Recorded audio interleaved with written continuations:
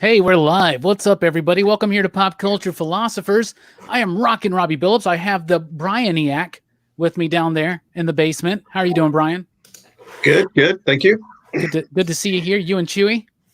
Yeah, thank you. Doing well, staying safe. Yeah, got to.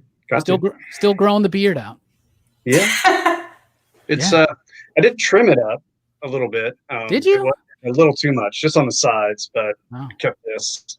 So. It looks mighty macho. If that's what you're going for, there you go. I'm not sure what I'm going for. So yeah, me, right? No, me neither. With us tonight, we have a very special guest. This is Liana Kangas, everybody. Hey, how's it going? Comic book artist and writer. Now writer, yes. Now writer. Out of nowhere, appeared. How are you doing, Liana? I'm good. Good. Staying safe, secure. Yeah, I haven't grown a beard yet, but you know. Are you working on it? I can't tell. Yeah. We're just gonna have a fun conversation tonight. If you guys have a question for Liana, just throw it out there, and we might get to that. I know Brian's got some questions. We're just gonna have some fun. So first of all, why don't you tell us a little bit about yourself and what you do? Yeah, so it's weird saying it because you guys know me already, but I'm a comic artist based out of Memphis, and I think we all met because I had started a book at Vault, and I think you are a big Vault supporter. So I am in my third or fourth year of comics now, and it's a full-time freelancing thing. And yeah, I guess for people that don't know me, that maybe want to follow, I have 2 dogs, which you will see often. I have a big, great, wonderful network of a community from Patreon, and they're all like good community to me. They are called the True Buds. And I actually drum on my free time and now write on my free time. I was doing comics, just art for a while, and I started writing and co-writing with Joe Corallo, who I did She Said Destroy with. Yeah, She Said Destroy is a great book. That's where I got introduced to your work. And then last year at Heroes Con, you actually recognized me from the YouTube videos, and it kind of blew me away. It was actually like a big important moment. You were the first ever review, I think, that we got on YouTube, and I was like afraid to open it because I was like, oh no, you know, they always say don't read the comments. So I like vetted the video first and sent it to my friend, and I was like, can you just watch this for me? And she was like, he's so nice. He reviewed the whole thing and it's all positive. And I was like, this is awesome. And so I watched it twice. And then I think that's how I recognized you. It was really cool. Nice. It was a big moment. I was like, oh man, people know me. That's cool. People actually watch the video. Oh, no. But since then, like I've actually watched your reviews of a lot of the Vault books because, like, despite me not having had read all of them, obviously, like I want to get your take. So, yeah, Vault does great stuff. Why don't you tell us how you got involved with Joe on that project and how that went to Vault? Yeah. So when I moved to Jersey, I had befriended a couple people in the New York comic scene on Facebook and things like that. And Pat Shand is actually how I got connected with the Mine Anthology, which is the Planned Parenthood. I think it was an Eisner winner for one of the stories in 2018. And Joe was the editor of that book. So we had met at Forbidden Planet for a signing, and that's where I met Viet Ayala and Mary Fan and a ton of other collaborators that I've actually worked with, which is, I mean, such a honestly like heartwarming and very cyclical relationship with like all the people that I first met in New York City, like while pursuing comics. And since then, Joe and I kept in contact, and I think before She Said Destroy It, I had asked him to write kind of like a personal autobiographical story of mine for this anthology called Everything Is Going Wrong. It was created by Mark Bouchard, and all of the proceeds went to the Trevor Project. And it was about something that had happened to me in my earlier years and how it relates to like the punk scene and how my experience was with that. And after having had done that, Joe was like, hey, I have this thing. I really think you'd be interested. It's about like space and witches and all that stuff. And I was like, how am I going to say no to that? You know? Space witches. Yeah. Space witches. I like distinctly remember being in Target when he was like space and witches. And I was like, oh, what? Sign me up. So we ended up, you know, kind of hashing things out, and we were like wondering where we were going to pitch it to. And we had like Vita had previously done Submerged with Vault, and we were both heading to San Diego, which is when I think the Eisners were announcing Mine's winning story in it. So him and I like were able to catch up and hang out and like talk about it and then pitch it to Vault, to Adrian at Vault, which was really fun because like we had got to not only meet like all the Vault guys, but we got to sit down with Adrian like one-on-one and like talk about the story and like see if they were interested. And, you know, it felt really exciting that they were, you know, comfortable with us already because we had had mutual friends that they have worked with. And so it was really easy to kind of bring that to him. And so his excitement obviously was really exciting for us. And so we went forward with it and we were able to do that. And Joe and I have since done a ton of pitches together, which is crazy. We like riff off of each other constantly. And at some point, I got to a part where I had met Z at TKO and I was pitching and like wanting to work with them so bad. I love the work that they do. And so what had happened was he was like, well, have you ever thought about writing? And I'm like, yes, in a sense that, yeah, I would love to do it. I'd love to write my own, but like, I'm not sure I would ever, you know, pursue it professionally. However, like, what do you have in mind? Like, I would really love to just like collaborate and like work with you. Right. So he was like, well, why don't you try writing this thing? And I was like, well, do you mind if I bring like a co-writer on? Because as much as, you know, writing is an integral part of the comics process, like I had never done it for, you know, to be in print before. So obviously having had worked 8 months with Joe straight on like this project, I was like, it was kind of a no-brainer to just be like, hey, do you want to do this too? Like, done and done. He was so used to me and like our presence, and like we had done the signing tour midway through She Said Destroy, and like actually traveled together in a car like a whole week's tour of signings across the like Midwest. So it's kind of, yeah, again, a no-brainer. So we got to co-write a thing for TKO as well. So I'm excited to see that, very much so. And there's the art on that one. Paul Azaceta. Yeah. Okay. Yeah.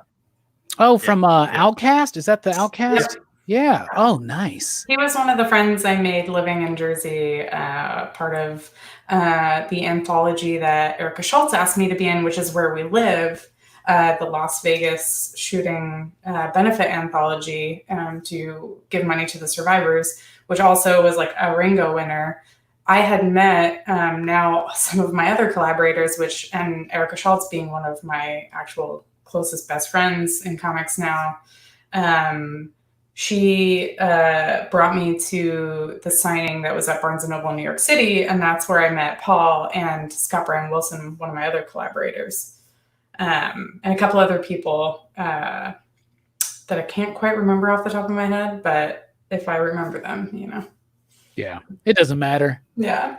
You know, it's not Rockin Robbie live with these other people. Mm-hmm. I'm just kidding. I see a couple of the Patreon people in the chat, so I'm like, giving them. Oh, nice. Yeah, Liana has a least, great Patreon community, and you can get these really cool like little prints that she'll send you every month, and it's super cool. You're like, what is it this month? I love it. I absolutely love getting it. And I open it up and I'm like, oh, it's Vagrant Queen, and I get all excited. Yeah, that's awesome. Well, I love you. I love your style. You got I think it's innovative and very experimental. And you know, like She Said Destroy is really good, and I love your art in that. Especially, I think it's issue. What's the issue with the power pose? Is that 3 or 4? I don't know. There's a moment. Yeah, I even told you, I was like, this is like amazing. This is the power oozes off of this page. Mm-hmm. But the stuff that you send us, like when you color it yourself, I just think it looks striking. I think it's absolutely fantastic, and I love your work. I think it's great. I know Brian's a big fan. He probably has a question or two, I bet. Well, yeah, I know I've told you this before, but I mean, your art reminds me of Dave Gibbons.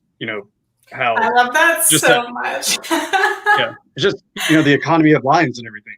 Like, yeah. right? It's like it's just gorgeous. Yeah, and I did reread She Said Destroy over the weekend, and yeah, it was 3 or 4. I can't remember, but on that I would say that last page of the first issue too just was like, I mean, when you turn it, and you see that, her saying destroy and everything. I mean, amazing. Just great stuff. That was all Joe. I do have to give him credit for that one. Well, yeah. I mean, it was laid out. I appreciate that. You guys are the best. Oh my gosh. But yeah, so I guess one of the questions I had, they're all kind of art themed. So do you get, like, I'm sure there are probably a couple different responses, but do you get excited when a script or a plot asks you to draw something you haven't drawn before? Oh yeah. Right now I'm drawing a lot of fast food stuff. So yes.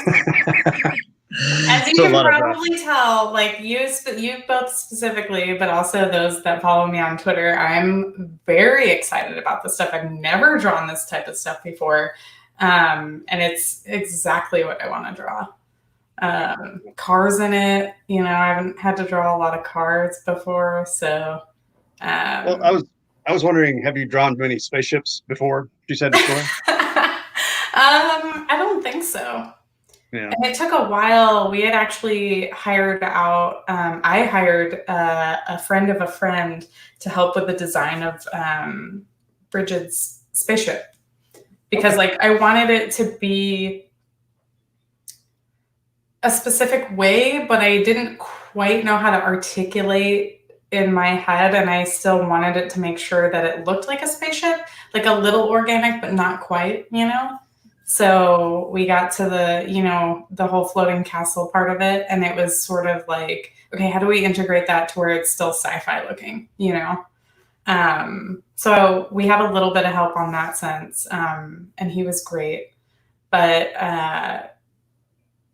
you can probably, I don't know if it's in the back of the trade, but I have the old designs when I was drawing, and if not, I'll drop it in the Patreon Discord. But you could definitely tell that other than, I think I've only ever drawn the Millennium Falcon, maybe. You know what I mean? So yeah. And obviously there's tons of Star Wars influence in She Said Destroy, right? But obviously without being close to that. Right. Yeah, because it definitely is a good mix of the sci-fi, but the statues, and everything integrated in there. It's just I don't know. I love that. I love that design. It was great. Thanks. I think part of the issue that I had was I didn't want it to seem too high fantasy I wanted to meet it in the middle without being too ultra elaborate or detailed, you know what I mean? Because I didn't want it to take away from what was going on in the interpersonal relationships. But at the same time, I hope I executed it well enough to where you understood that it's kind of that, mix of the realms, I guess. Oh yeah, definitely. How much influence did you have on Rebecca's coloring? Because the coloring really highlights the artwork so well, and it's very spacious. So yeah, we were just kind of we kind of want it to look like this, and sent a couple of the pages that she had done for different things, and sent, I think, one piece of mine, and was just something like this, and she's a genius. She's incredible. I'm actually really looking forward to picking up Bog Bodies when I can get a copy, because I heard that she's really good in that too. Yes. Yes. It was. Yeah. It was. Did you read that one, Brian? I did. Yeah, that was a good one. That I don't often get to read as soon as I get home, but I was pretty excited about that one. I mean, that was that one. It's really good. Really good.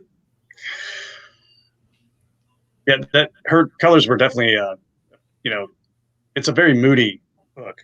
I mean, it's you'll love it. She enhanced tonally, she shaped the entire book.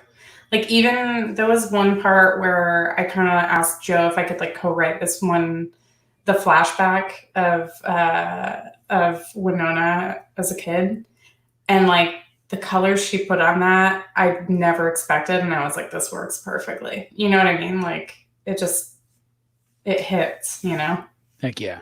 You know, I hear from a lot of creators that work at Vault that Adrian really helps shape and mold a story into its best form. What exactly was Adrian's involvement? And did he kind of give you guys a lot of free reign? Did he have a lot of good tips? How did that work? You're the first person to ever ask that, and I'm really glad, because so he gives us free reign. However, I think it was issue 3. He was like, all right, guys, we're buckling down. Buckle the fuck up. We're going to do this shit. And I think that's kind of how like we ramped up 4 and 5. The specific ending of 5 was an entire phone call that I think took like an hour or 2 of Joe, Adrian, and I going back and forth being like, okay, what if it's like this and then like this, and then, you know, we have to like dig into Winona's past and like all this stuff. And like he made the ending of the book the best it could be, with utilizing where Joe's head was at, you know? And when Adrian put it into perspective, I was able to visually see it on the call, being like, all right, I already know how to do that. I already know. Okay. Like, you know, it was really exciting. That's awesome. I miss those calls. I miss Adrian. Yeah. Yeah. He seems like a busy man nowadays, doesn't he? He's very busy. They are cranking out work left and right. I wish they would crank out a She Said Destroy Volume 2. I'll tell you that much right now. There's so much more story to be told. I agree. The possibilities are endless. Endless. That's true. I have so many things I want to do with it. Mostly, I would love to do like a Morgan prequel. I'd buy that. Yeah. Oh yeah. I would even pay $4.99 for that, Adrian. Just Damien, y'all listen, pay attention. I'd pay $5.99 an issue for that. Just saying. Wouldn't need the glossy cover either, right? I wouldn't. Maybe for issue 1, but okay. I'd pay $7.99 for that. I'll tell you that. Okay, can we talk about the fact that some of the covers they've done, like incentive covers. So like for New York last year, I was like, I need one of those. I need one of those. And I was like, stop releasing these covers. I don't have any money. I buy all your stuff anyway. These covers, oh my God, the plot ones. Ugh, I love them. Tim is incredible. He's so good. Yeah, I love. I'll get every Vault cover that comes out, but I haven't really gone down the rabbit hole of buying up all the store exclusives and everything. Like there was like an exclusive that was like it was like an homage to a Detective Comics they did for Queen of the Damned, or Queen of the Damned, Queen of Bad Dreams, Queen of the Damned. Way different, way worse in my opinion. But anyway, I love Queen of Bad Dreams, and I love that cover. And then I almost bought the one you did for the plot, but alas, I stayed away. You can look at mine. Yeah, there it is. Can I borrow that every other weekend? Yes, yes, you can. Can I rent it from you? Yeah, I'll drive it by here in a little bit. Yeah, right. Okay, there you go. I just reread Queen of Bad Dreams last weekend because Danny and I actually did a Bink Foundation raffle for doing makeup together with whoever won the attendance, right? And so like Danny and I got to connect on another level that I was like, yes, I love them so much. I'm a big fan of their work. Yeah, and like rereading that, God, it is so good. Like the way that the relationships between the moms were written, it just killed the entire story for me, like in a good way. just slayed the shit out of it. Oh, and I love the whole subtext of, because, right on the surface, it's somebody who's, hunting down dreams that escape, right? But then the idea of like what dreams are allowed to live and what dreams are going to be forced and crushed by society to die or be hidden away. And I love, that's one of my favorite things about Vault Comics is everything is so loaded with subtext. It's more than just, she said Destroy is straight up just a sci-fi fantasy. If you love Star Wars, if you love mythology, if you love both of them, you're going to love this book. But there's more to it than that. And that's the same with everything across the board they do. They really, really get into it over at Vault, it seems.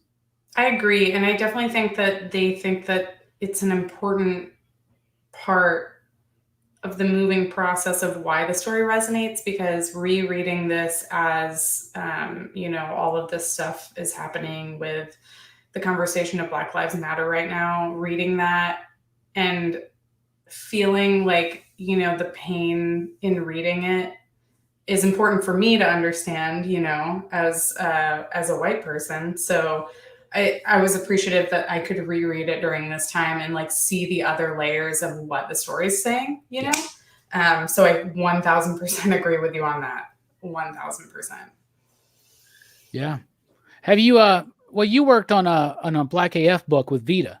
Yes. So like, how did that project come along? And I know that you're really good friends with them, and we met them through you at Memphis last year.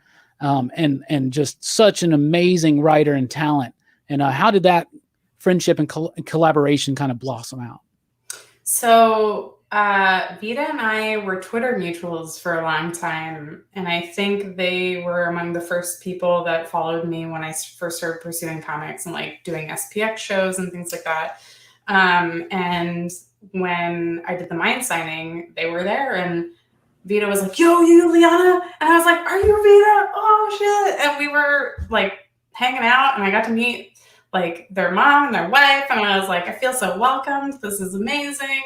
And we kept in touch, and we ended up becoming, I think, really close friends. And, they got to come for Memphis, and it was amazing. But I actually also met Sarah Litt at that signing, who was our editor of that book.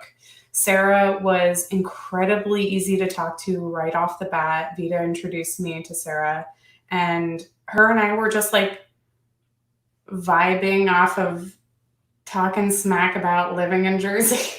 Like, I loved Jersey so much, but I was like, I don't want to ride the train while it's snowing. It was like almost a snowstorm when the signing was happening.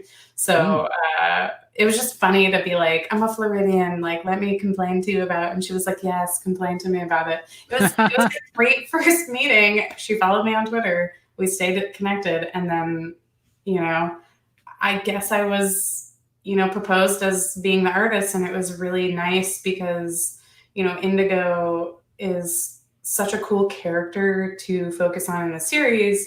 And I feel really lucky having been able to have that be one of my first like breakthrough in the industry with Vita, of all people. So not only such an amazing, talented person, but like also a friend that I could talk to about it and like understand how this process works and everything.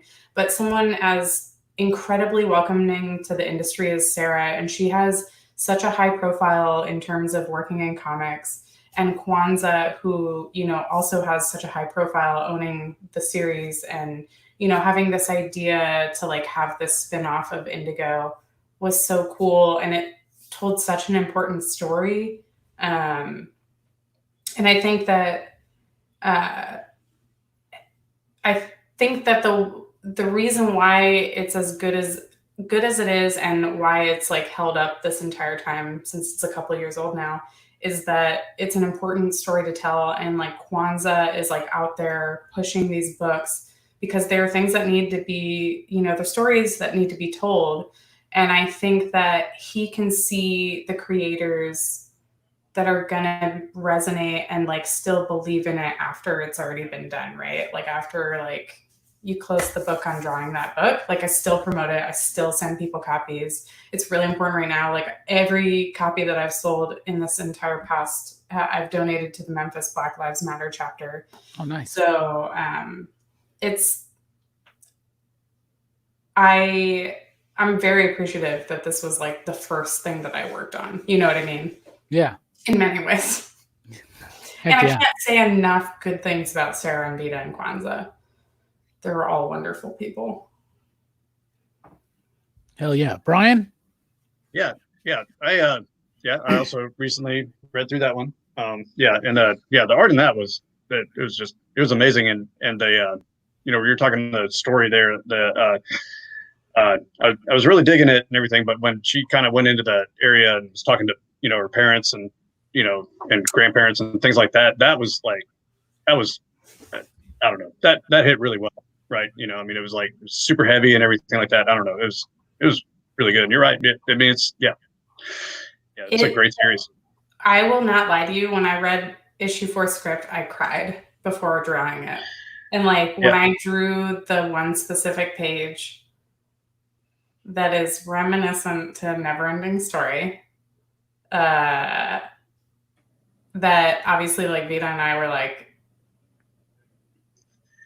should we put this in it? And we're like, yeah, obviously. I'm like, I'm going to cry. Everyone's going to cry. I think it's important to reflect back on those things. And I'm being vague, obviously, because I don't want to spoil it for people that haven't read it. Because I know some people are getting their copies right now. But I'm really glad you like it. I'm glad it resonated. It still makes me really sad to think about. One, because I don't work with that team anymore, and it was so great to work with them. And two, just being that is the story that was told, page closed, and that's it, right? You wish that there was more of an ending, but that is the ending, which is the reality of things, which is why it's important to talk about. Yeah, I like books like that too. Not everything needs to be the expected ending, because life doesn't really have those kind of endings usually, and not if you just let the story go on a little bit longer, Mm-hmm. Right? I was surprised we fit it into 4 issues, to be honest. Yeah. But again, Vita's incredible at storytelling. So, Lee, thank you so much. That's awesome. Thank you, Lee. Above and beyond. Above and beyond. The PCP Army, we call them, and we love them. Was it's that funny. Intentional? Was the initials of that intentional? No, I came up with the name, and we debated for a long time whether it was Pop Culture Philosopher or Pop Culture Philosophers, and we're like, it's actually a podcast, and the YouTube channel was kind of a secondary thought. But so we went Pop Culture Philosophers, and then we were still kind of on the fence about it, and then I was like, oh my goodness, the abbreviations are PCP. So my partner, John, goes, oh man, maybe we should come up with something else. I'm like, no, it's perfect. We're going to play on that. And when I started building up to the launch, which was 5 years ago on July 1st. An anniversary is coming up. Yes, it is. We're doing lots of fun, exciting things for that. Wait, it's going to be 5 years? Yeah, 5 years. But I've only been doing the comic stuff for a couple. Second podcast this week that's been at a 5-year anniversary. Look at that. Hell yeah. But yeah, then we just leaned into it, and I started making these vague posts saying PCP changed my life, it will change yours too. PCP is the greatest thing to ever happen to me. People are like, what the hell's going on with Robbie? And then we're like, it's just another podcast. We changed the name of the podcast. And now there's a YouTube channel. Yeah, I love that. Yeah, that's what we did. We had a lot of fun with it. We inducted Brian, a year or two ago? Maybe two years ago, we inducted Brian into the Excitable PCP crew. It's getting close to 3, actually. Really? I did the Kirby podcast. But did we induct you, or were you just a guest? Oh.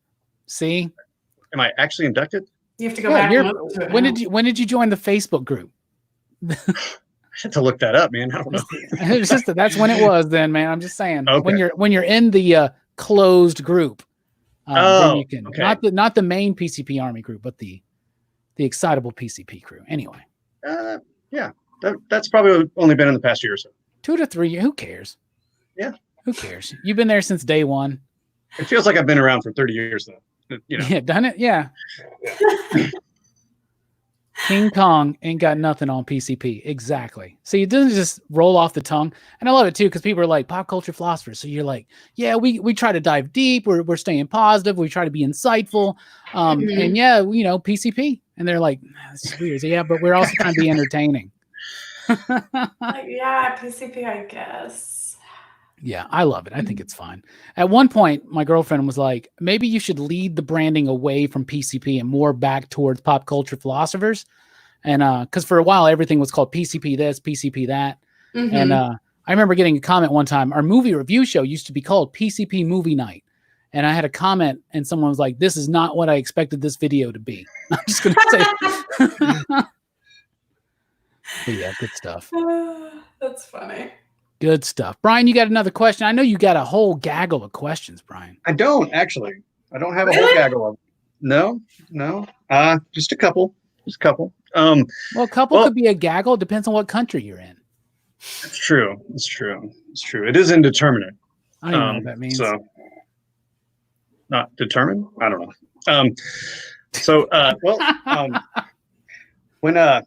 Okay, so I was earlier talking about the economy of lines and everything style. Was there kind of a moment where you felt confident in using like less lines or a real tight kind of approach?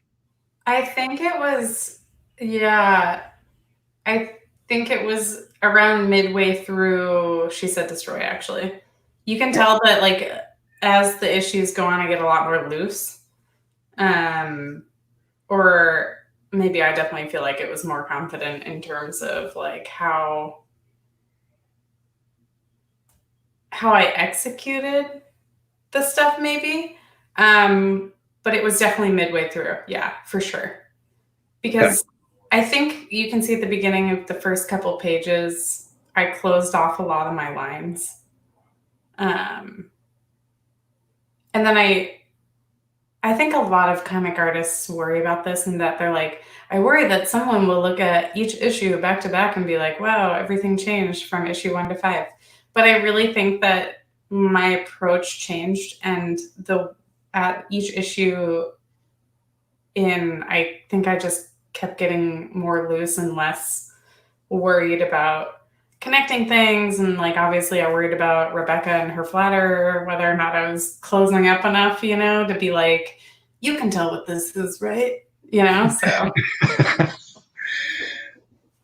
I think it adds to the story because I noticed that as I was reading it, I was like, the book is starting to feel a little bit more, I mean this as an extreme compliment, frantic and urgent, right? But as the story gets into that point, I felt like that was intentional to make the pace and the urgency kind of ramp up. So if it was unintentional, that's some of the joys that happen when you're creating art like this. But I 100% read that as intentional for the story. I will say that the urgency was me moving across country, but it definitely felt like it worked. So like I look back on it and I'm like, it's been a year now. So I say like, oh, okay. Like I know now that I've improved on this, and this, right? But that type of urgency is a great word to use. That type of style like definitely doesn't bother me looking back at it. It shouldn't. It fits the story. It like as not just the story and the plot, but as the emotions of the characters, everything starts getting so ramped up. And I felt like it, and then it just explodes. Is that one panel? Like I want to get a poster of that. Of just straight up. It's just power. It's like a He-Man moment. You know what I'm saying? I have the power. All that shit, So I loved it. I thought it was great. Fantastic. That's awesome. I'm so glad you like that. Are there any would you be are you set? Okay. I know a lot of people want to do creator-owned stuff, right? Mm-hmm. They want to have a piece of it, or not even just in a business sense, but something that's more closer to your heart, right? Yeah. But are you down to go a little mainstream if they came calling or if the opportunity presented itself? Yeah. And I think more so as like as a flex of doing something different more than anything. I like the challenge of working within a box sometimes. And the box meaning like having to do the research, sticking to like a licensed material of some sort. I recently worked with AJ Mendez and Amy Garcia on something that was for them. And so it was interesting to like sort of work hand in hand with them on developing something, but more so like executing something to their vision. Yeah. So I like that. I like that a lot. And I had this piece of advice from Greg Pak a long time ago, and it's something that I've kind of always thought about, and I never knew that I've unintentionally sort of followed it, in that he was like, because I was like, hey, how do you like juggle, you have a lot of Marvel work right now, and like you're doing all these other things on the side. Like I think he had just started Mech Cadet U and all this stuff. And he was like, well, I'll do one licensed project, one creator owned, one license, one creator owned. And I'm like, okay, so like, does that mean in between, if he's working on Marvel, like, are you just like writing on your free time, doing something for you, So what's helped a lot in the last couple months is doing the work for, whatever freelance day job or whatever I'm doing for work for hire. And then knowing that I've actually been working on this project with Scott Bryan Wilson, and that like that's my creator owned, that's like my decompress. Like you can see that a lot of my enjoyment and like passion goes into these pages. And so I see there's like, my style is developing based off of those feelings, I think. Cool. What characters would you most like to do?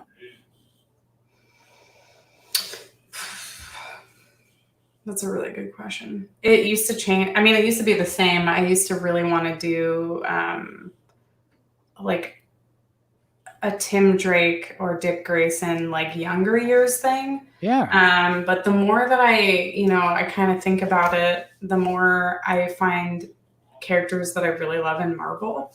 And like Kate Bishop is one that I would really love to do one day. You would kill it on a Kate Bishop book. Holy crap. I love that character so much. That Kelly Thompson run. Yes, Kelly Thompson writes her perfectly. Oh my God. Yeah, that was so good. Really fun. Speaking of Kelly Thompson, what I would like to see you do is Jim and the Holograms. I would never think about doing that as a license, and I would totally do that. I love that Jen St. Onge did the Misfits, right? I think. Yeah. And I love that too. Yeah. Yeah. Oh, I got my Jim and pizzazz right there. So cute. And the Ecto, I love it. Huge Jim fan. I liked it when I was a kid, but that Kelly Thompson series, holy cow. Sophie Campbell, her artwork was so good. Oh my God. She's so good. That was like among some of the first single issues that I started collecting. Because I didn't really pick up a lot of IDW stuff, but I think I was still working at a shop when that came out, and I was like, oh yeah, I gotta get these. Just seeing Sophie Campbell's art. So it blew me away.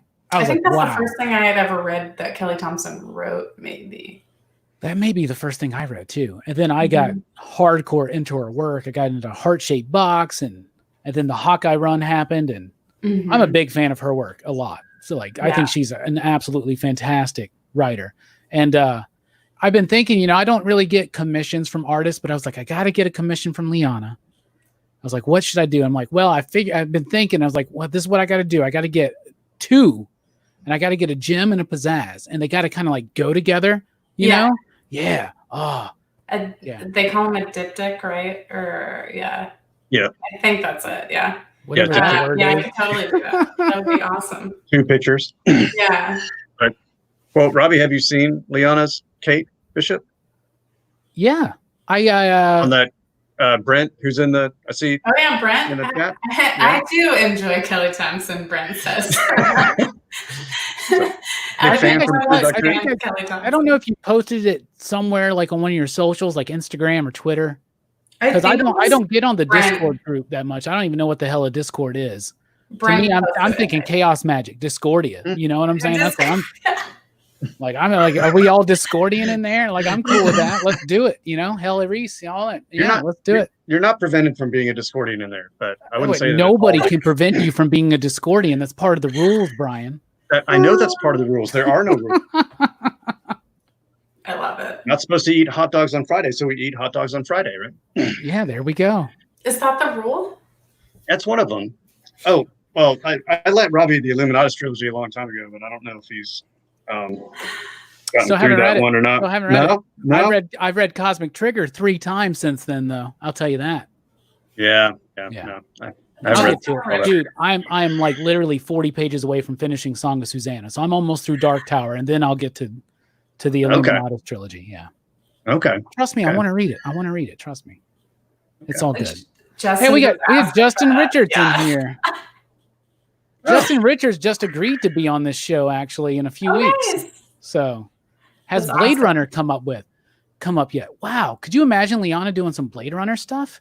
I have actually drawn test pieces to try and submit for Blade Runner. The Titan's doing that right now, right? But I would really love to do an original story for Blade Runner, not necessarily something and I think that the company is only doing original stories, which is awesome.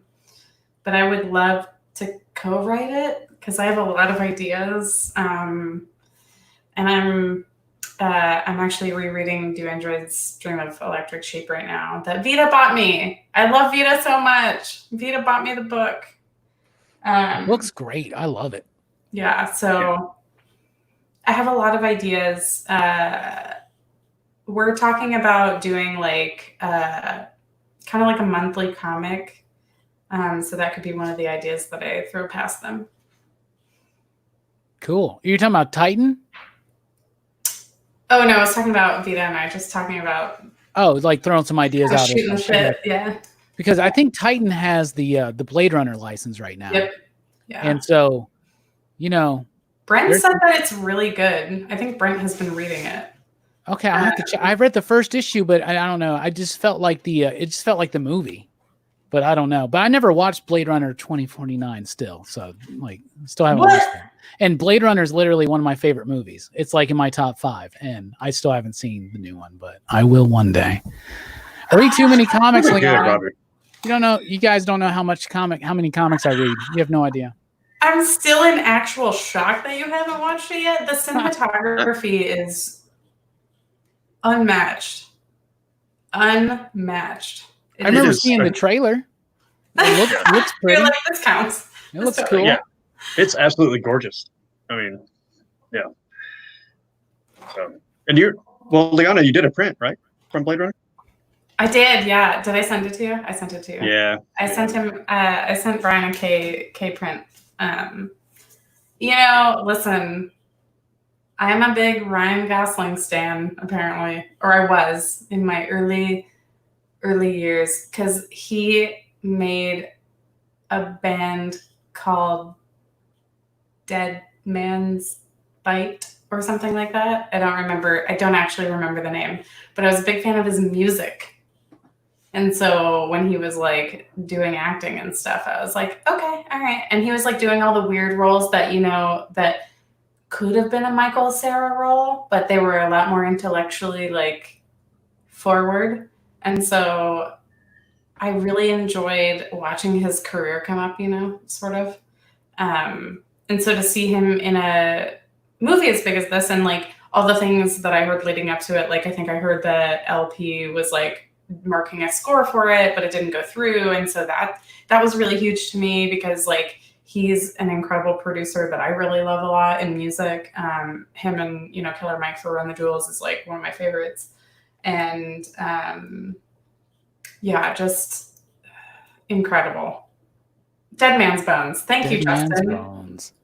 Why did I say Dead Man's Bite?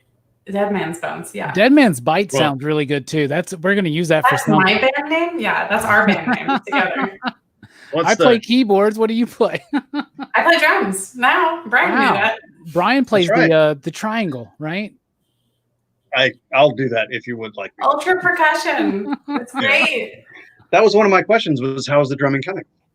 It's How's it going going? really well. I know how to do, so I got a drum set for Christmas, and I know how to do, I would say like about a song a month is what I know. Jonathan Diener is helping me. So like I like send him coffee or like a Ko-Fi or whatever, and he'll send me like a little quick video to do like a couple like beats or whatever. And it's really cool because it's like developed our friendship, and like we talk a lot about comics and stuff like that. And he's like in one of our group friend chats.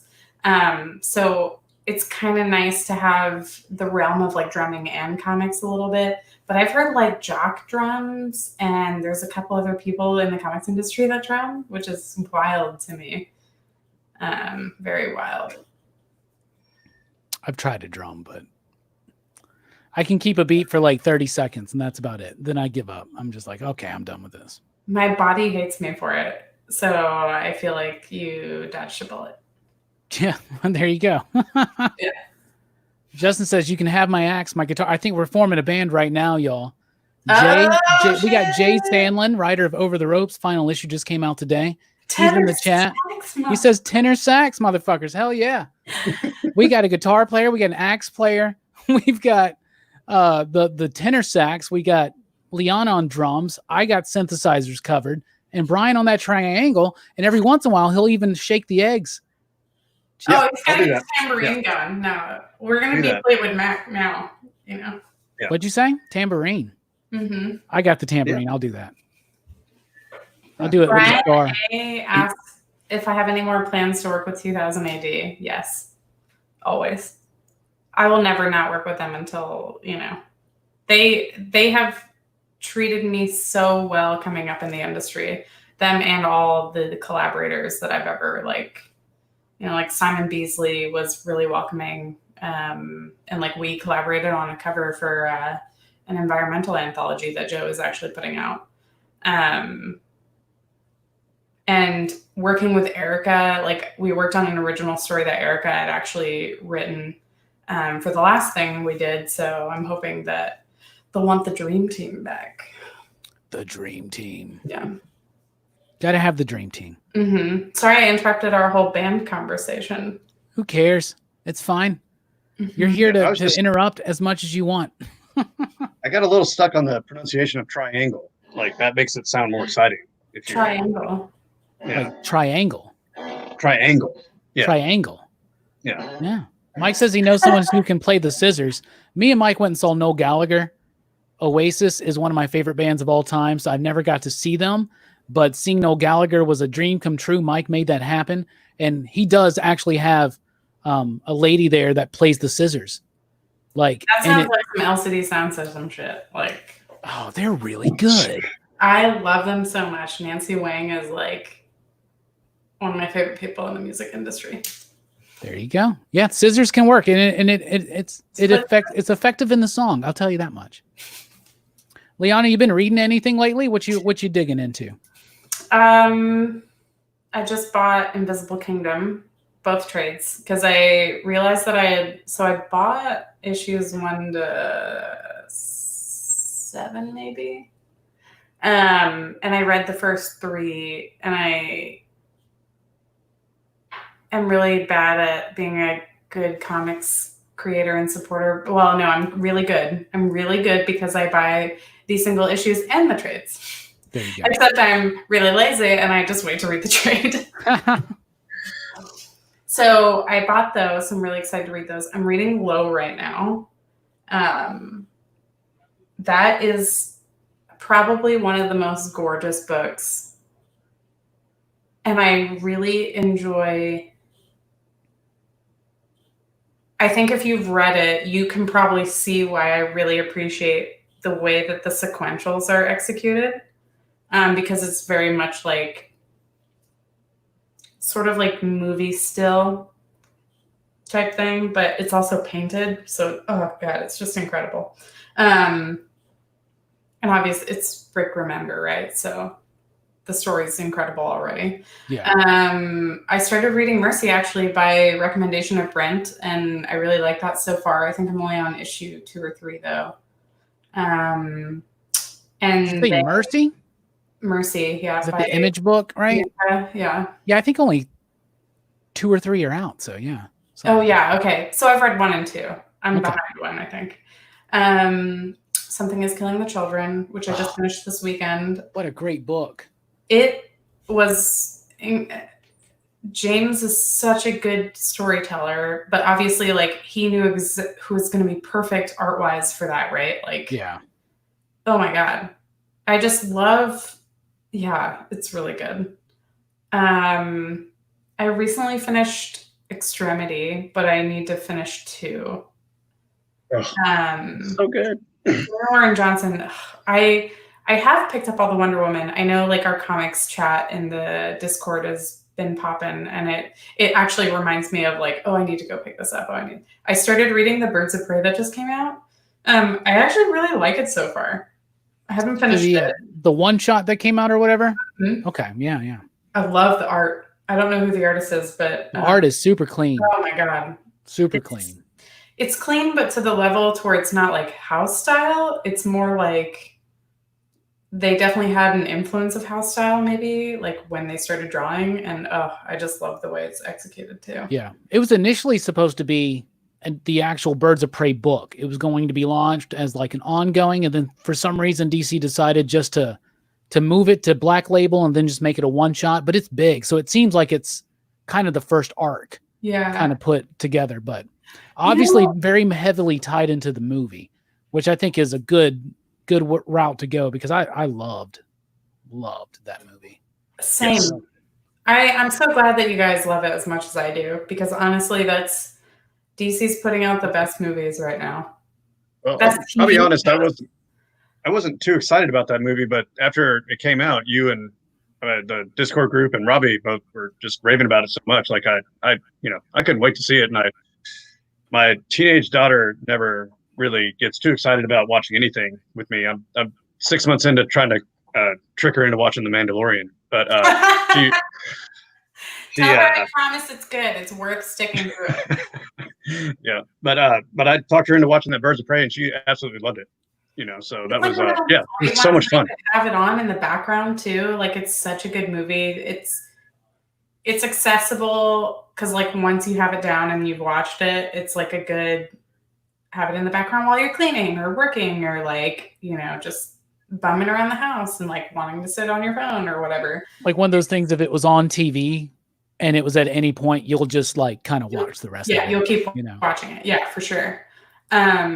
That and the Harley Quinn animated series is so beyond its time. It is incredible. I keep hearing that one's good, but I've yet to dive into that.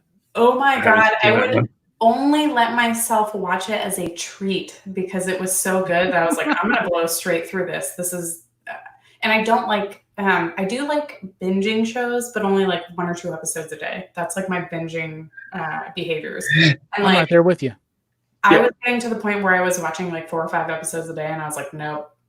I have to get like 4 or 5 hours of work done before I put on another episode or whatever. So, so good. Honestly, I'm gonna start a rewatch of it right now. See, I was hesitant about that. I was hesitant about Birds of Prey because I'm not a big Harley Quinn fan, and but I had to go see the movie because I'm a big Huntress fan, and I love Renee Montoya and the Greg Rucka work that he did back in the day. Like I just love those characters, so I was very excited to see them. But I knew it was going to be a Harley movie, and I was like, this is going to annoy the hell out of me. Harley's like Deadpool to me. They're just kind of obnoxious and annoying and too much sometimes. But that movie was perfect. Because you as a retailer too, like you are constantly, I mean, like it's just over excessive amount of information for you. Like I could see like, I definitely agree too. Like I was not buying any Harley books. I have not bought Harley books for the last, I don't remember the last one I've bought. But as a concept of a character, you're kind of like, in certain stories, in some of the canon I love, and then like other parts.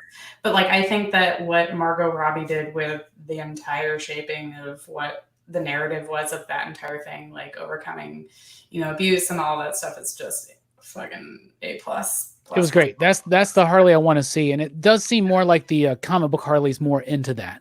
I hate the idea that she's fixated on the Joker so much, and I like it when she's moved on, and I like her to be a threat. I want her to be off kilter. Individualistic character. She does not need to be tied to. Yeah, I love it. And if anything, Birds of Prey will make you want a breakfast sandwich like crazy. Oh my god, crazy! I'm not kidding you. That was awesome. $50 for a New York City breakfast sandwich, egg sandwich, right now. You know what I mean? Like, yeah. I wish I could just fly one in. I came home and I remember going to the grocery store, and I remember I bought all kinds of stuff, and I started making breakfast sandwiches, and I started watching these YouTube videos of like Korean street food, and they do breakfast egg sandwiches like crazy. I wound up diving deep on those for like an entire week. I didn't get any research done on anything because I was just watching videos of Korean street food. Somebody brought up What We Do in the Shadows in the chat, and I just have to say that also too is season 1. I just finished my 3rd rewatch. See, I haven't watched any of the new one, but I have watched season 1, and that show is perfection. I haven't seen the show yet. I absolutely love the movie, though. I mean, oh my god, Brian, you're missing out. I know. I haven't seen the movie. I missed out on lots of shit. I had time the other night, and I started Doom Patrol finally. I got one episode in. That's awesome. And it just reminded me of that Negative Man you drew a while back. By the way, that was awesome. Oh yeah, I did draw a Negative Man. I forgot. I was like, when was that? Yes. That's one of the things that I want somebody to commission me. So like, actually one of my first Heroes Con, somebody commissioned me for Crazy Jane, Invisible Man, is his name Hank, and a character that's going to be released on the 2nd season. I forget her name. She's the kid. And I did all 4 of those. That was like my first commission ever. Really? For a convention. Yeah. And that person and I are like still in contact. And I'm pretty sure I saw him this past year too. Super supportive and like bought all my books. Love him. He was great. But I want to do more like Doom Patrol, Gerard Way era commissions. I would love to do that. Oh my god. What's her name? Space Case? Mm-hmm. Yeah. What a great character. You'd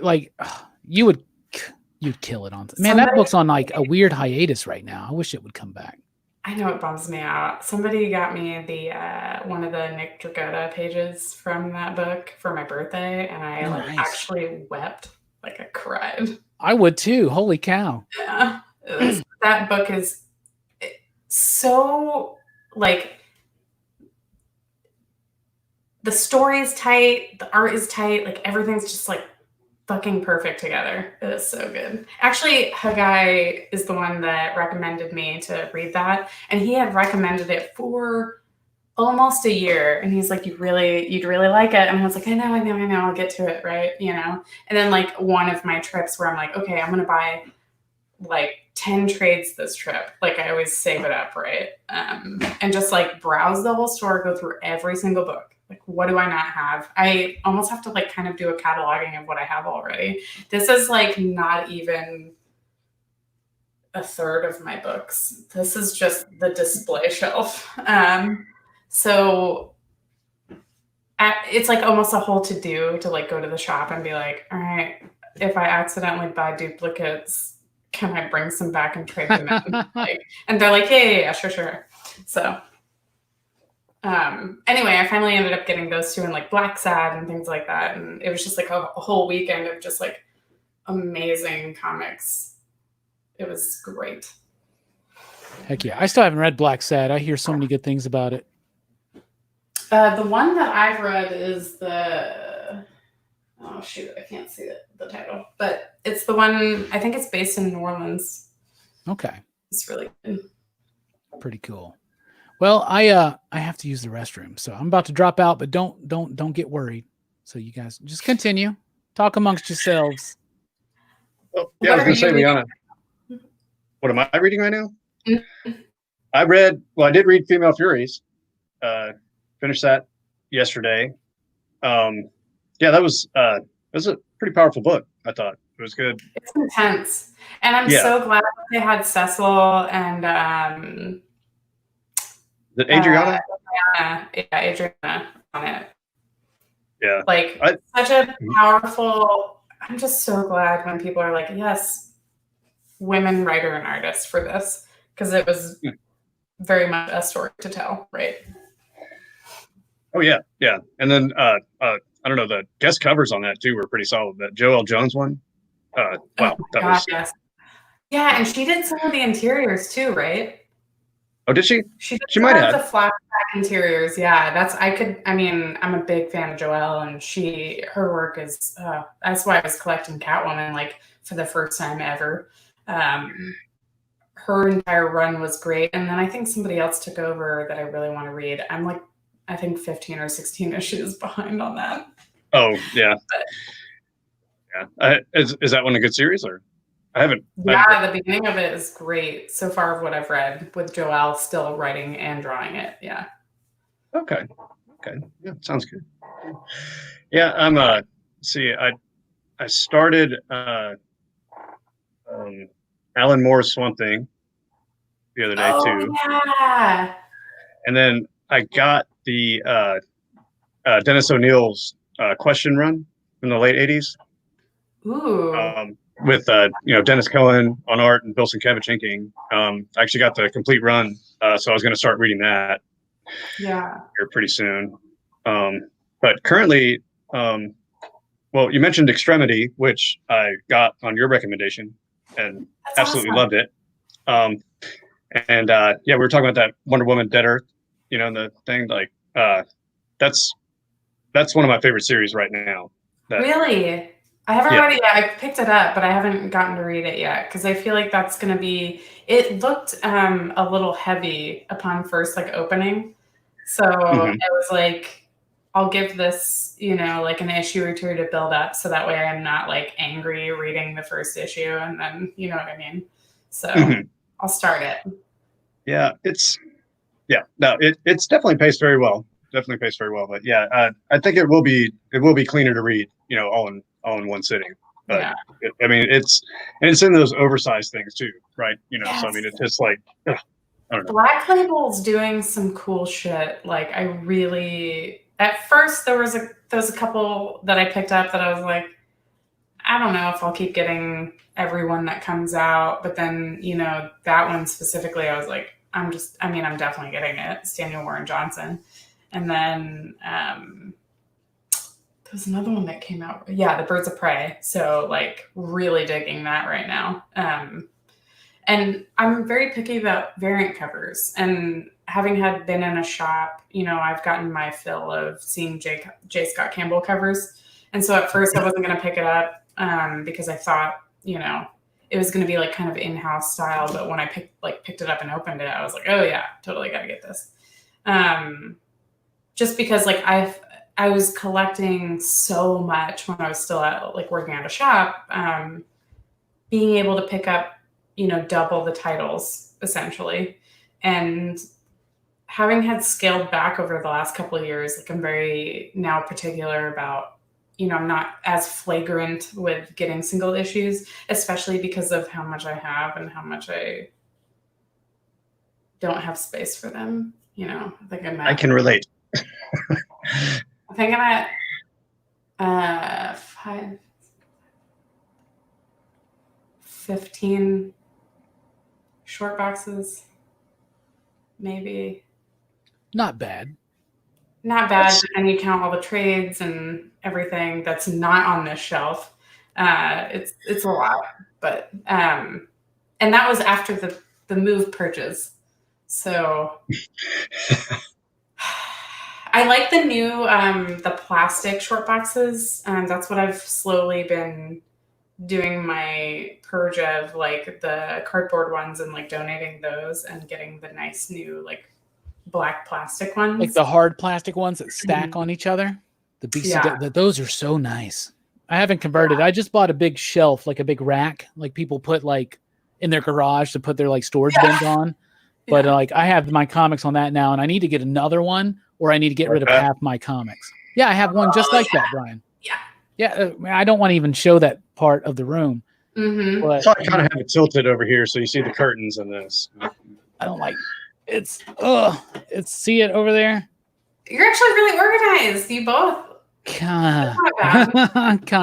They're all in piles together, but behind all those action figures right there are comics. Those are my carded action figures. Oh, okay. Nice. Yeah, kind of the setup there, but whatever.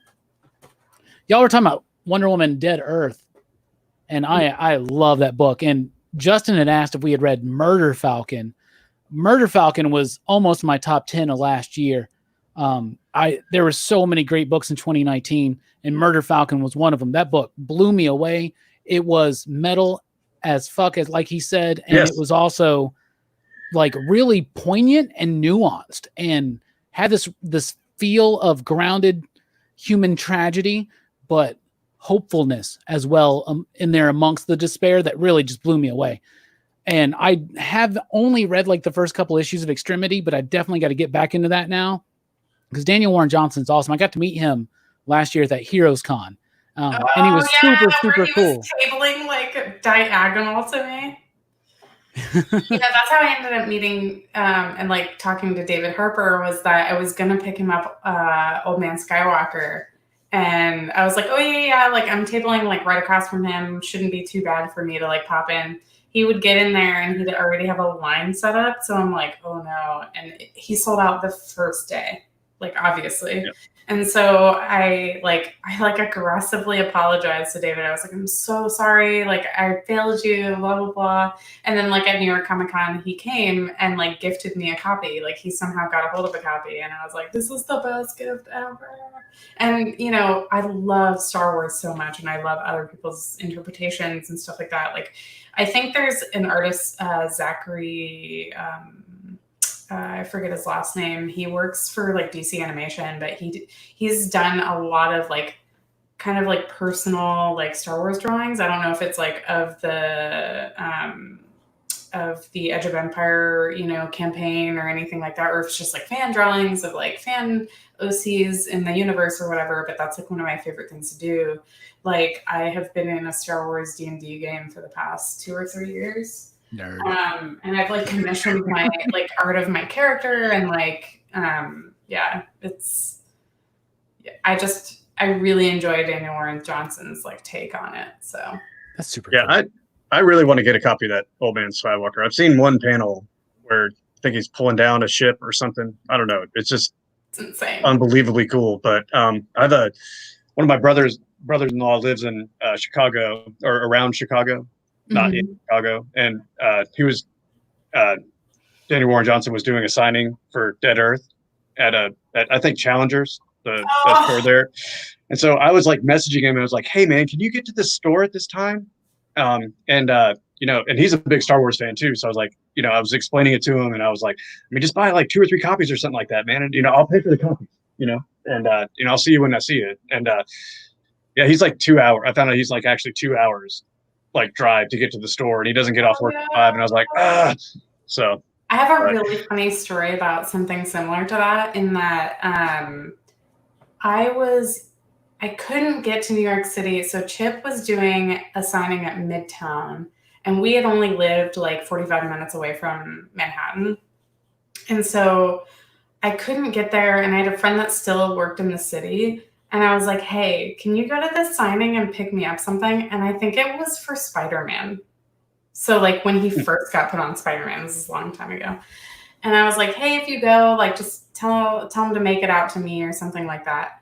I did not realize that she was going to FaceTime me when she got there. And I was like, no. I was like, no, I don't think he remembers me. It's fine. But he apparently did. And so like I just sat on the couch with my husband being like, This is happening right now. Everyone's at this signing. Come over here real quick. Chip wants to say hi. How awkward, It was man. so bizarre. Awesome. She sent me pictures of like selfies of them like right after, and I was like, "Thank you for talking to me for 5 seconds."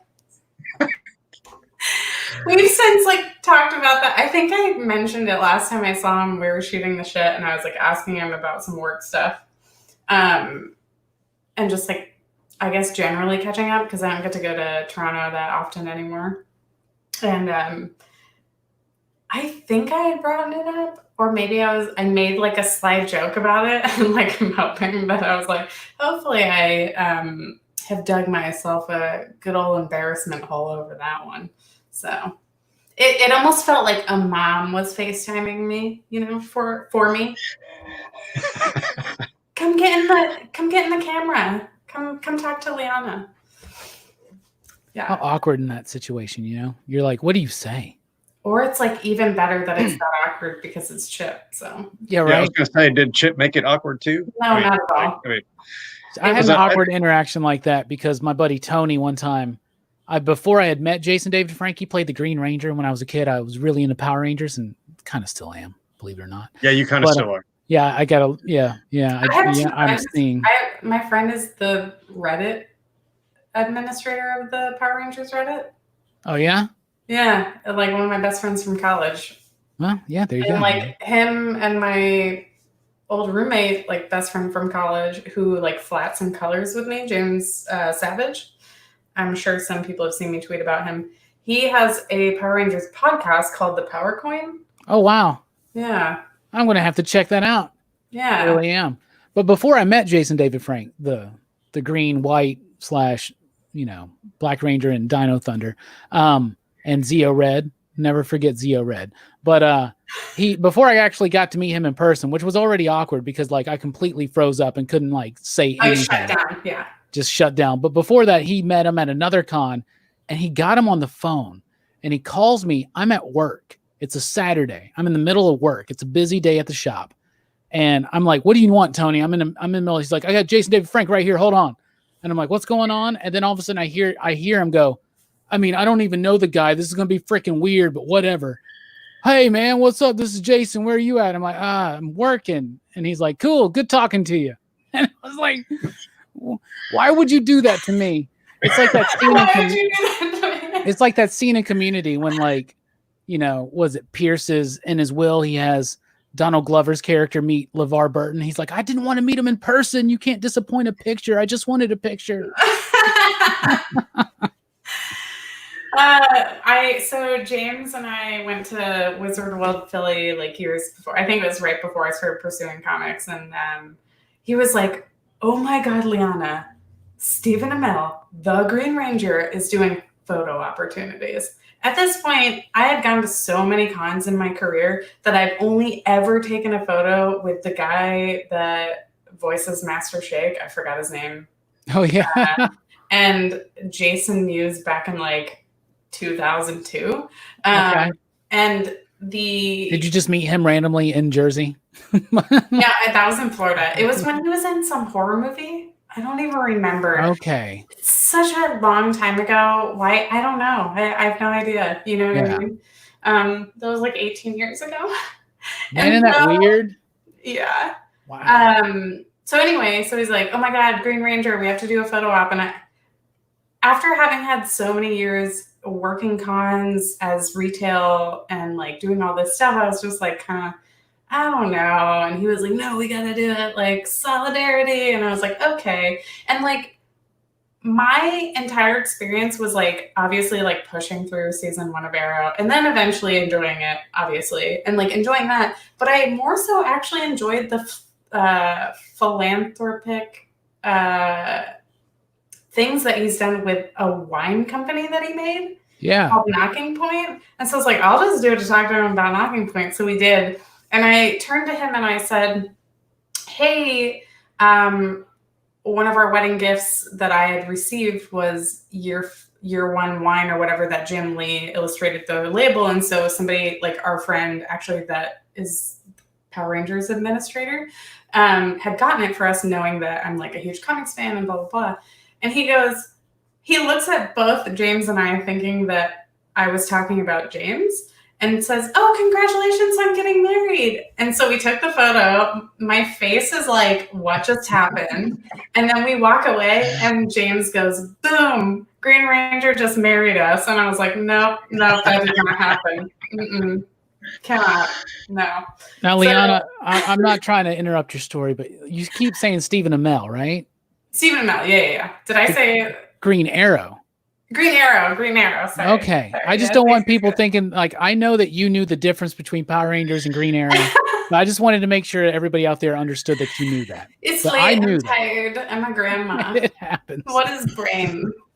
When I watched I stopped watching Arrow after a few seasons. I'm glad. But I gave up all those CW shows, and I feel like my life got better, but I have been watching the Stargirl show, and that Stargirl show is amazing. I love the Stargirl show.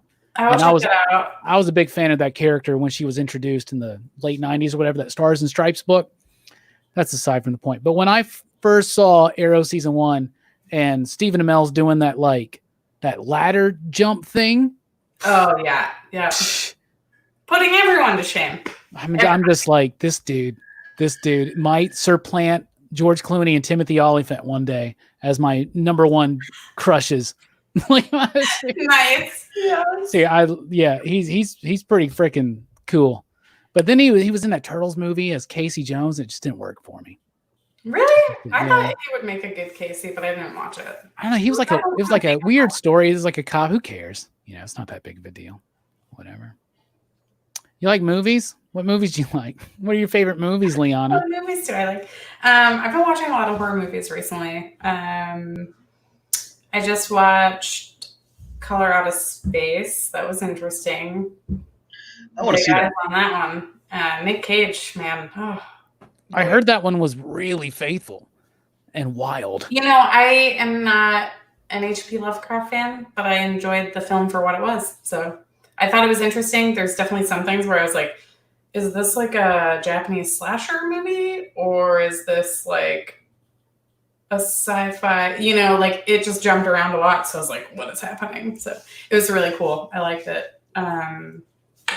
And I like, I'm trying to think of everything that I've watched. I almost watch a movie a day. I try to. Nice. And I watched, I think it's called Revenge, where it might have been a Spanish or French movie, but it's definitely like in English. Or no, I think some of it's in, I'm going to get back to you on that one. But it's kind of like a revenge story of this girl, and she kills her abusers, and I was super into it because female lead cast, kind of thriller, very interesting. That was recommended to me by Skylar, who did Relics of Youth and stuff like that. And she also recommended to me that Honeymoon movie, the one that I've talked about this on every podcast almost recently. But I'm really into it, and I hope that the sales go up because of it, because it was really fucking good. It has different realms of it's female led and directed, but also there's some body horror in it, and it's mostly thriller, and there's some other aspects that I don't want to talk about because I don't want to give anything away. And I'm just trying to think of all the movies that have come out this year. What's that last one called? Was that Revenge? Honeymoon. Honeymoon. So it's the wife of one of the Duffer brothers. Oh, cool. Yeah. The Stranger Things people. Mm-hmm. Oh, shit. Big I shout out. didn't realize that. That's so funny. Big shout out to Steve Harrington. I'm actually going to be rewatching Once Upon a Time in Hollywood because I got a commission request. I saw the Leo that you were doing. Mm-hmm. Yeah, I saw that. I haven't seen that movie yet. It's the only Tarantino film I haven't seen. Really? I know. The last movies I watched were all 5 Rambo movies in 5 nights because we did a show about it, and Rambo is just one of my favorite franchises out there. And, I watched that new one with the Last Blood. Yeah, with the kid. Yeah. That's my least favorite, probably. I thought it was shot well. That's for sure. It's like Home Alone at the end, isn't it? He like sets all these traps, and the bad guys show up, and they all get got. Set that up so early in the movie, though. Dug up underground thing. Well, yeah, good thing he has all these tunnels. Yeah, and, it's just because it's Rambo. What else he's going to do? He's going to dig tunnels. But when we were doing that show, I was like, I want to see a Home Alone movie now with Macaulay Culkin. And I would kill to see him in anything right now. But like, he hasn't gone well, you know? He's kind of like this weird, eccentric guy, and maybe he's paranoid. And he's got all these traps in his house. Like, wouldn't that be a cool, fun take on Home Alone now? Oh, yeah. Like a really dark, sinister take on it. I don't know. I could see that. I don't know. Aside from that, I've just been watching a lot of Drag Race, and I'm actually watching Curb Your Enthusiasm for the first time. Oh, really? Yeah, for the first time. And I'm a big Seinfeld fan, so I should have watched this ages ago, but I'm having a lot of fun with it. It's pretty funny. I saw when I was living in Jersey, I saw What's His Face live. The Friend. Which friend? On Seinfeld or on Curb Your Enthusiasm? The guy that plays his manager? I don't know because I've never watched it. Okay. I haven't either. Friend. This is a cool story, Liana. I know. It said that this was a very relaxed, you know. It is. And it seems like everybody in the chat's super cool too. I mean, if you got Justin. JV Smoove, saw him stand up. I've seen like Nate Bargatze. Like everybody comes to Jersey to do a stand up apparently. Nate Bargatze, JV Smoove, Jay Farrow, Colin Yost. Is it Yost or Jost? Colin Yost, right? I don't even know who that is. He actually came to Hunts. He does the news on Saturday Night Live. He was here in town, and I didn't find out about it until after he was here. But Nate Bargatze's wife, I actually went to high school with her. So, like, he actually comes down here every once in a while. Really? Yeah. That's hilarious. Yeah. So, but yeah, he's super funny though. Like, I laughed so hard. Somebody like mentioned, I forget who we were with, but they were like, I will never forget the laugh that you did during like, it was like midway through Nate Bargatze's set, and I don't even remember what joke it was, but I almost like pissed myself laughing. I think it was about like him camping, and like there was like a horse or a deer or something. I don't even. Yeah, I do remember a horse story. I remember they did a trailer at one show we were at, and the joke was pretty simple. It was just like, you know, if I went backwards in time, you wouldn't know. You know, I wouldn't be able to do anything. Like, he was just like, he was going to be so ineffectual. You know, he wouldn't disrupt the timeline, anything like that. But yeah, it's like, you know, that real dry kind of stuff. Yeah, he's super funny. Yeah. What was I? I went back and started watching, since you're saying you're going back to Curb Your Enthusiasm, I was watching Big Love. I'd never watched it before. I know it's from like early 2000s, maybe. Big Love. That's that one about the polygamous. With Bill Paxton? Yeah. Yeah, I never saw that, but I heard about that. I haven't seen that. Pretty good. Like, in terms of just like watching a whole bunch of wives like figure everything out and like fix everything. It's interesting to me, but you know. It makes me think of Kimmy Schmidt. Anybody watch that? I love the hell out of that show. I love that show. I haven't done the interactive movie yet, but me neither. I need to. Actually, my Netflix subscription ends in just like 2 days, and I didn't renew it. I have too many, and I never watch How them. will you live? I never watch them. Right now, like I'm watching Teenage Mutant Ninja Turtles, which I have on DVD, and I'm watching Curb, which I borrowed from my friend. So, like, I'm not using them. Why? You know, I'm keeping my Disney Plus because it gives me Hulu, so I can watch the new Brooklyn Nine-Nines because I'm a few episodes behind. And I'm a whole season behind, if that makes you feel better. That's fine. You know, it's good when you chunk through it. You know, I love Captain Holt on that show. He just cracks me up. What was I even saying? I I don't even know Cheddar. anymore. I've lost it now. Cheddar. Oh my goodness. Cheddar's the best character there. Everybody here is talking about finger guns, and they were saying that they loved the issue number 2. And I just want to say, wait till y'all read issue number 3. Holy cow. You ain't seen I nothing heard yet. that it ramps up even more. I am offended that I haven't read 3 and 4 yet. Justin hasn't sent you a 3 I don't yet. even know if 4 is out. He might have. He might have. He's probably going to correct me on this chat as we are talking on it. Yeah, it's a great comic. Like, I remember you seeing already read that and told me you read it. I don't remember numbers. Yeah, is it That's Val? Is that the artist's name? Val Halverson, I think. Yeah, Val. I remember seeing the first ad for that and was just like instantly hooked. I didn't even really, care what the tagline was. Just that one. I can't remember I think it was an image of them, pointing their guns at each other, their finger guns at each other. Just like, I don't know, that design alone, like was that was enough. And Ben Hickman on the covers, oh my god, they're so good. Those wraparound covers are amazing. Yes. Yeah, I dropped a little bit of extra cash on that glitter one. I had to do that. That that was one going to is be one of my fabulous. purchases during Emerald City, but all right. Oh yeah, man. So, No as far as cons. movies go, No, go ahead. I was going to say, I generally don't have a lot of time to watch the movies, but my wife wanted to watch that Just Mercy movie the other day with Michael B. Jordan and Jamie Foxx, and I was like, how long is it?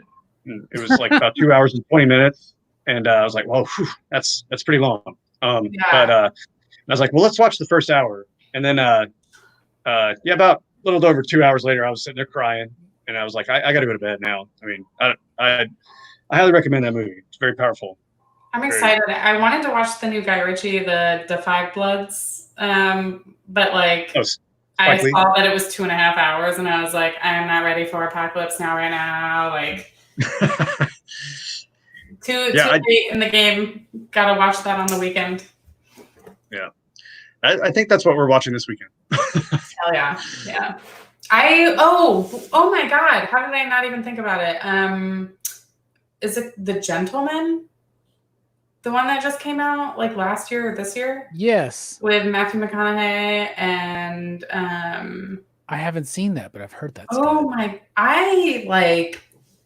Okay.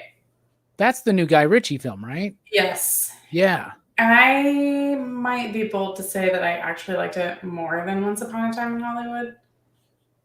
I found it really interesting the way that the dialogue was shaped and how the story was delivered. I really loved it.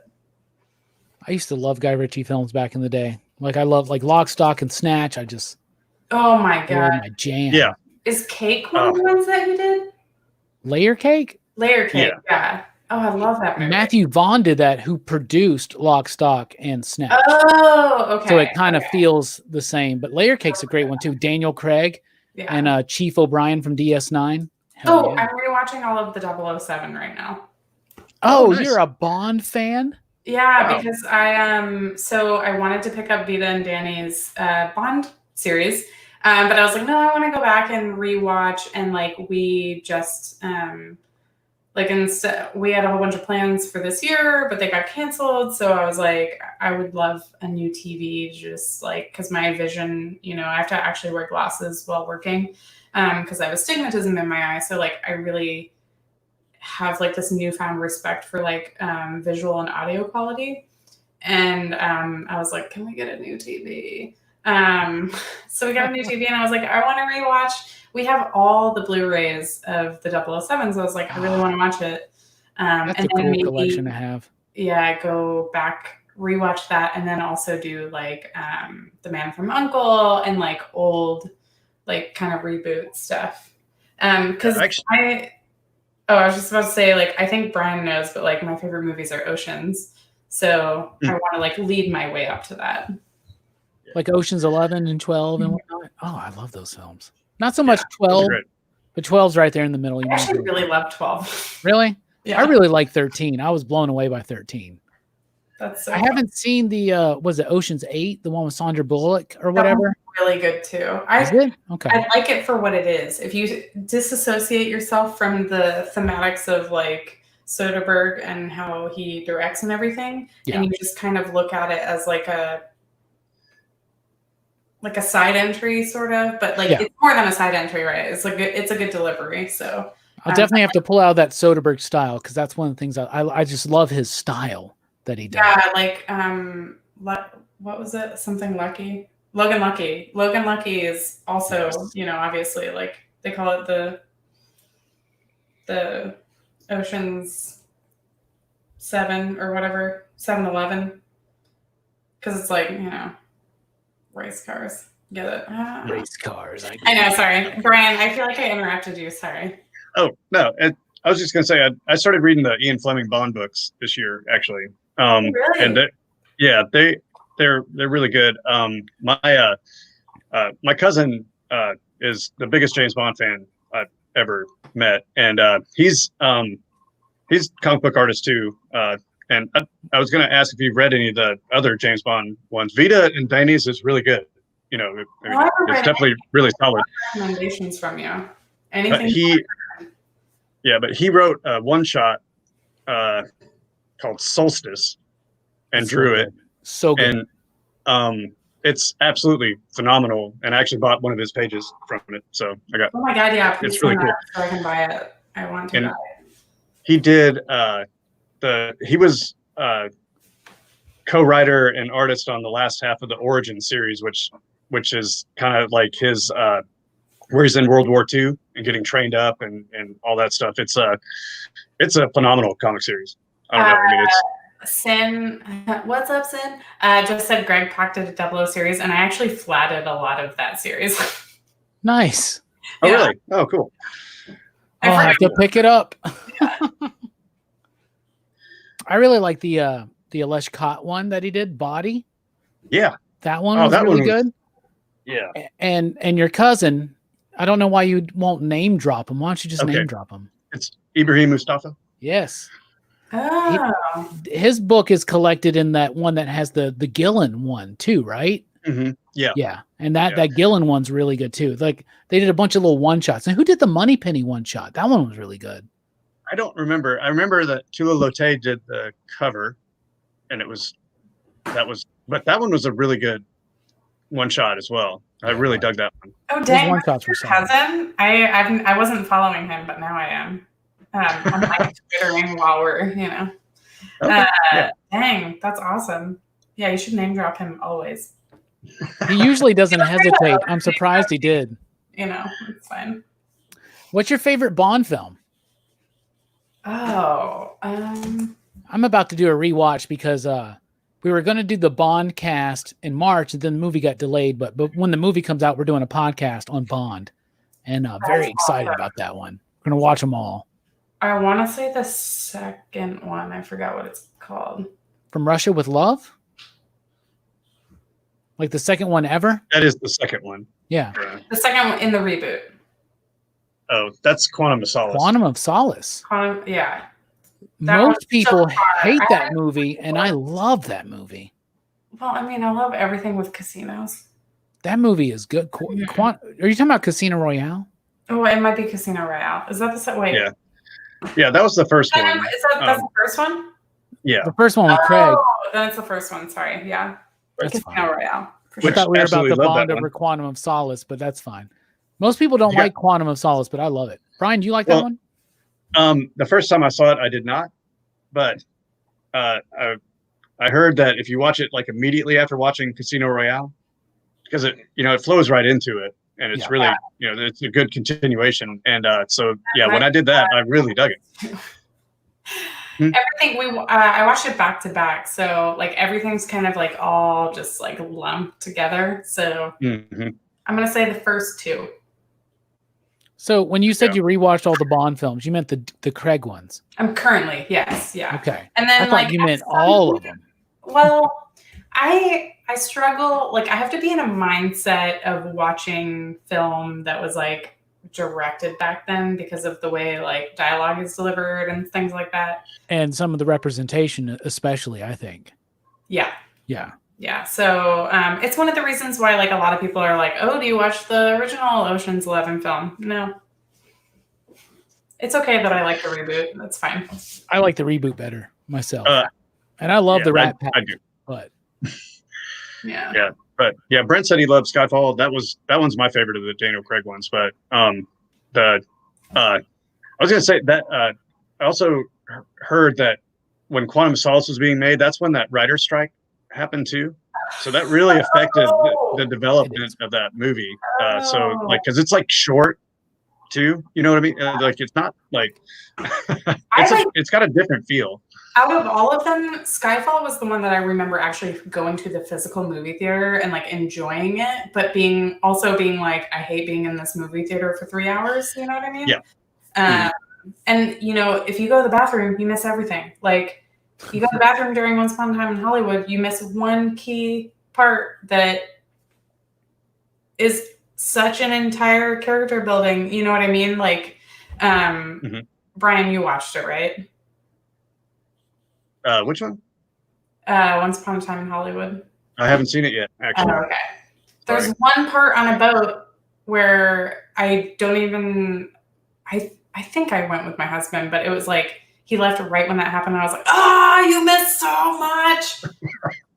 This means everything to the rest." You know, like you just can't go to the bathroom during the like actual physical movies. Like it's like I literally like didn't drink water all day before Birds of Prey. I was like, I'm not gonna pee during this movie. You know what I mean? I always have to go pee, and I'll come back, and it will be Brooks, the Mario Man, true master himself. And I'll be like, Brooks, did I miss anything? He'll be like, nah. And then a few moments later, I'll be like, when did he die? Yeah, exactly. I completely missed something. What do you? I've gotten good at being like, I think I can go now. But you do that slow walkout where you're like paying attention. You have to gauge the entire situation. You have to be building up that entire time, almost where you're like, all right, I literally cannot wait any longer. Yeah, right. And still back out while watching the screen. Like, yeah. That's why you never get the large soda, right? But you know, you might as well free refills. Though I just got an email today. Our movie theater's opening back up, so that's cool, I guess. I'm like, I'm just waiting until the movies start coming. The next one I'm really going to go see is Mulan. But yeah, that's exciting. They were like, we're doing 50% capacity. I'm like, you guys are always at 5% capacity. Me and my homies, we go to the movie theater that we used to work at like 20 years ago. That's no longer the theater, but when we worked there, it was. So we still go there, and hardly anybody's ever there. Mm-hmm. But they're like, what were they saying? They were saying like, no more refills on the large popcorn or the large drink. And I'm like, that's probably for the best. They even said they're going to have a limited snack bar. I'm like, what's that mean? No popcorn? Because people have to dig in to get the popcorn, you know? Oh, yeah. You gotta I guess they'll be wearing gloves, maybe. Glove all the way up on the arm. Oh, yeah. Well. I'll tell you what, when I worked at that movie theater, you may not want to know some of the stuff we did, but we had this giant trash can. So there's the concession stand, and then there's the room right behind it. That has the ice machine, has the CO2 tanks and the syrups. Everything's there, including this giant trash can filled with popcorn kernels. And nothing feels as good almost in this world than just putting your arm into this trash can full of popcorn kernels. And everybody that walked through there did that. I'm not even kidding. Everybody would just like put their hands in these popcorn kernels and be like, whoa, it's like, I don't know. It's like your Uncle Scrooge and you're like diving through money or something, you know? But I'm not eating any damn popcorn at a theater for a while. Even a distillery, some distilleries, like I just went to one, they will let you put your arm in the base of where the corn is soaking. Okay. And so you put your arm in and touch all of the fermenting everything. That thing gets super hot though at some point. Yeah, that's true. It definitely bakes off whatever, you know, but it is alcohol eventually, right? But it's just crazy to me that everyone's like, same as, you know, Scrooge McDucking it, like just going down in there. By the way, that's not how that works. You would just splat and get got.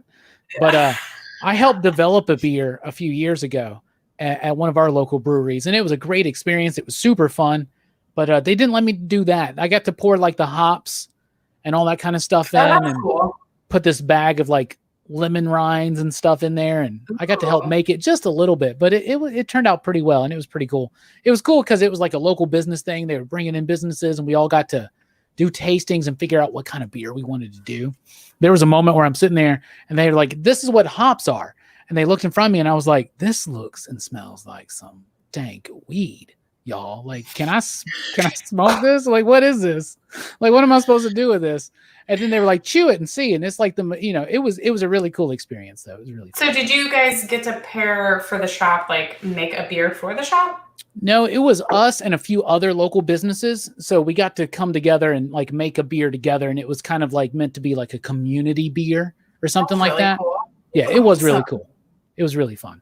One of my dreams, I just did one dream in that I did a wine label for a company that does like, it's called Iconic Wine, and he has Cliff Chang labels, which they're really beautiful. And that's how I ended up like getting connected with him. He's really rad.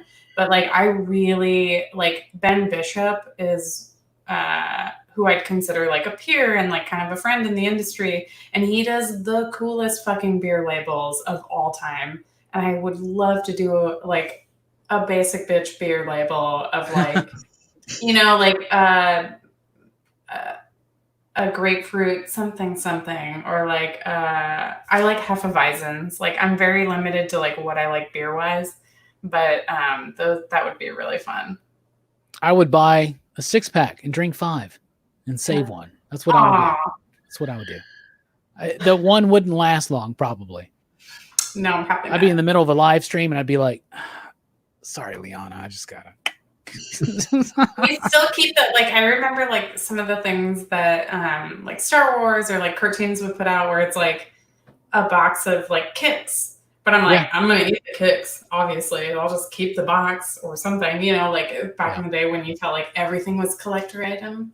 So I know people that collect cereal boxes. I would myself. I'm such a cereal fanatic. I would, but I was gonna ask about the Golden Grams in the background. Well, I have a box of cereal in the background of every video I do because it's a tribute to cereal. It's a tribute to a YouTube channel I love called Cereal Time TV.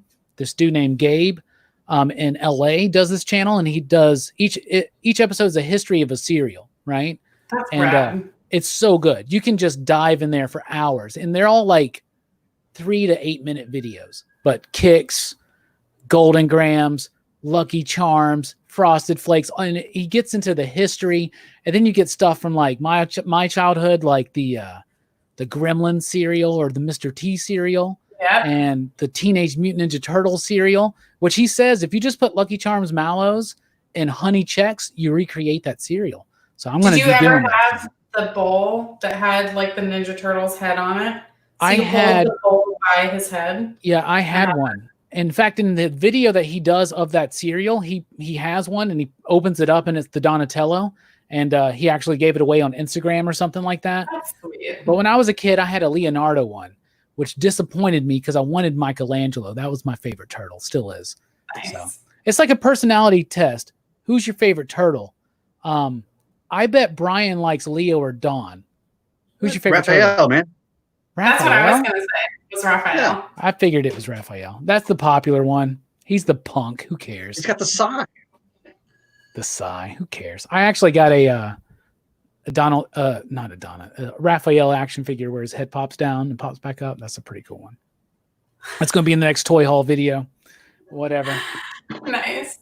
Yeah. Yeah, the I also first just video. got this. You see this Ectotron I got? This Ectotron right here is a transformer that turns into a freaking robot as well. Oh my God. How cool That's is amazing. that? That's so cool. One of the things that I did last year was I went to Halloween Horror Nights because it's close to where I'm from. And they did an entire Ghostbusters themed house. And it's so involved that they actually put like Easter eggs for the new one too, even though it's not out yet. So yeah, really love that. It's supposed to be out. It's supposed to be out, yeah. Did you guys ever play the video game? Next year. Which one? Ghostbusters? The Ghostbusters video game that was voice acted by the original crew and everything. Like the PS3 one or whatever? Yeah. Yeah, I tried playing it, but you know me, I'm not really a modern video game guy, so I didn't get very much through it at all. It was a little challenging to get used to, but it was it was way more about the story, and I mean, the original crew did the voices, and they had a full script and everything like that. That was, I don't know. I don't get the chance to play video games very much, but I remember that was a lot of fun. There's a YouTube video where they go through the game and you can watch it, but it's basically like a Ghostbusters 3. Right. Yeah. That's what it kind of served as for a while, right? Yeah. So. Yeah. Are you into video games, Liana? I am. I don't have as much time anymore, but you can't see on my back shelf, but I really got big into Destiny for a long time. And I still am. The updates, that was my dog, by the way. I don't know if you heard that. I heard something. I was like, that sounds like some kind of mummy or a ghost or something. Yeah, he sounds like a dying human. But Hera last night was asleep, our dog Hera, and she was doing that super hardcore barking and running in her sleep. And I'm like, you get that squirrel, Hera. So cute. You get it. I've been playing a lot of Animal Crossing, but I also just watched an entire recap of The Last of Us since the new one's going to come out.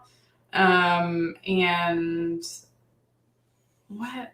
Oh, I've been playing Borderlands with Vita, actually.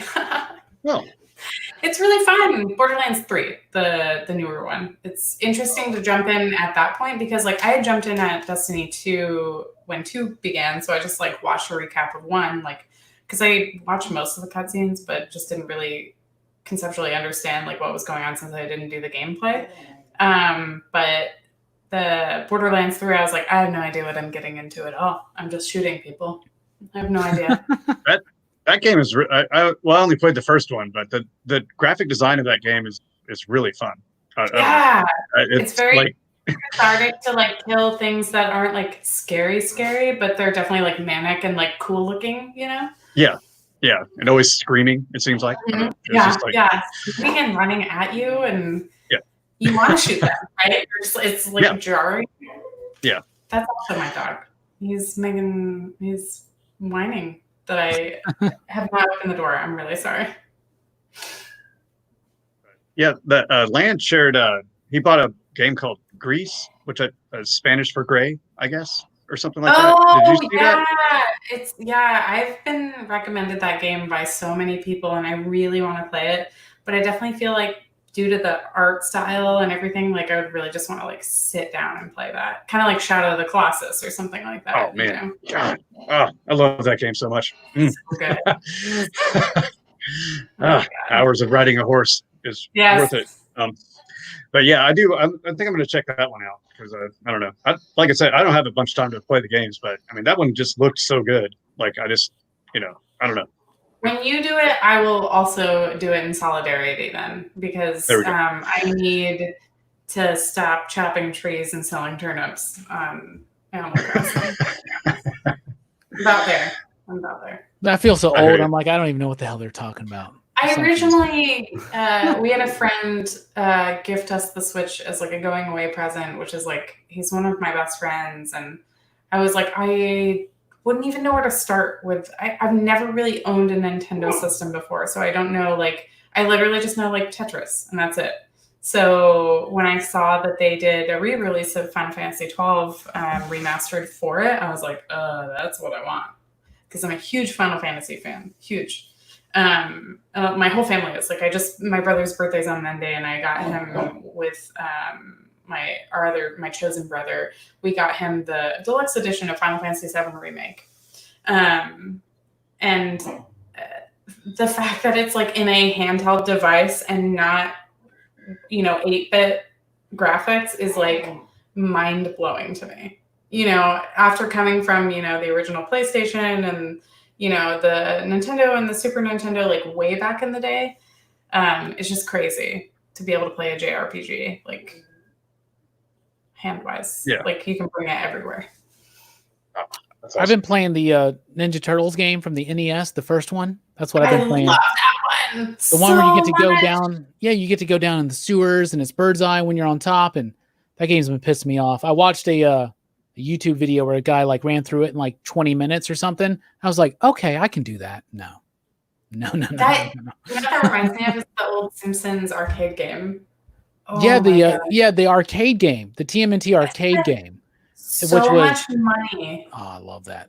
That one, the X-Men one, the Simpsons one, the Avengers one. I love those kind of games. That was like the best age of video games, in my opinion. That's why I quit playing video games, except for that. But I do like the show, the new baseball game, and all that stuff. So that's pretty cool.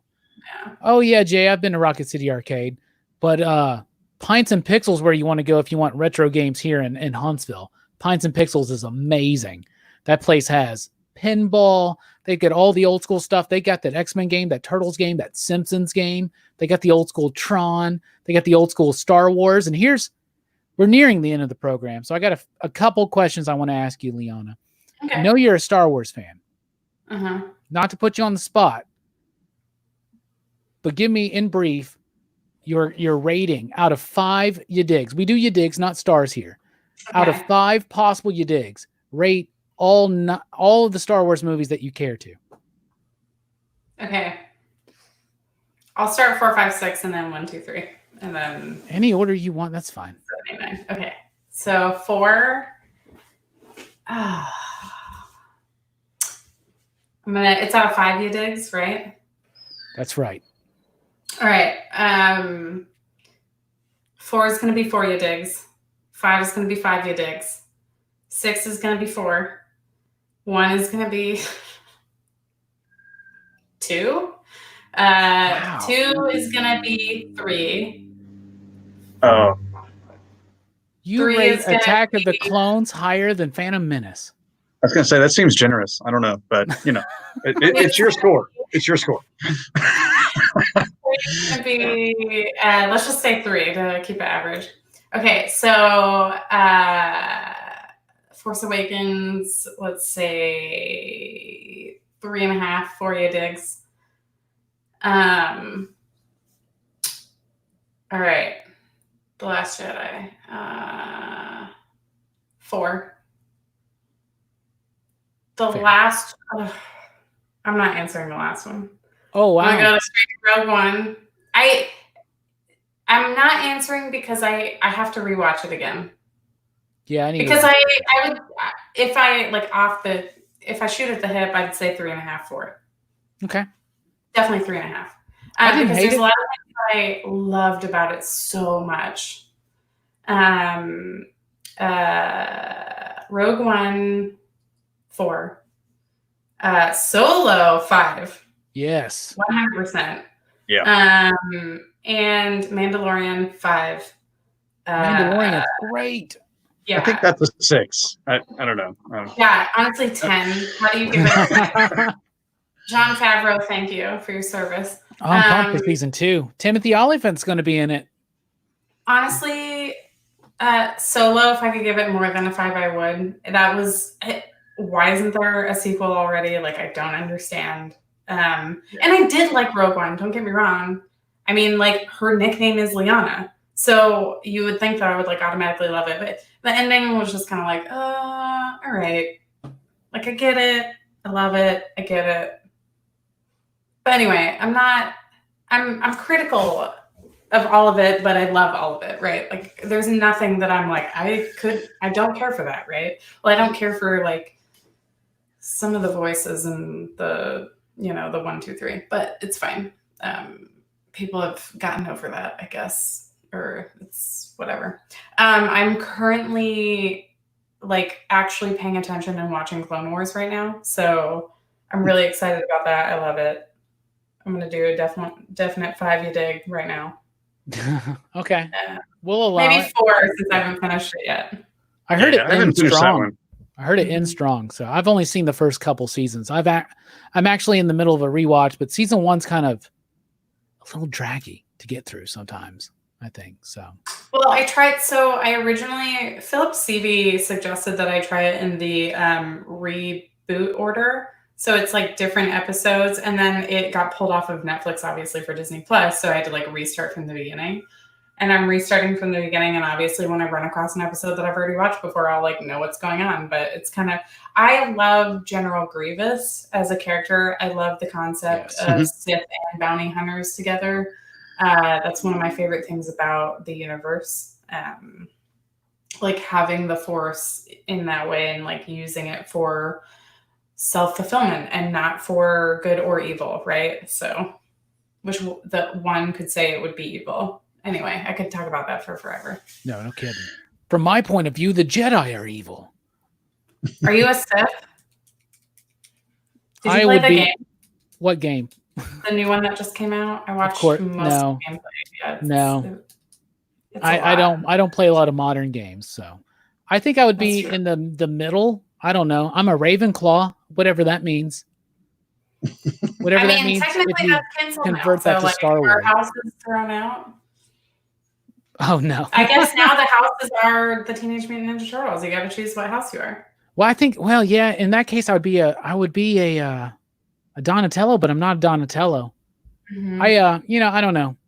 Separate the art from the artist, I guess. I don't know. Harry Potter ain't got shit to do with that, right?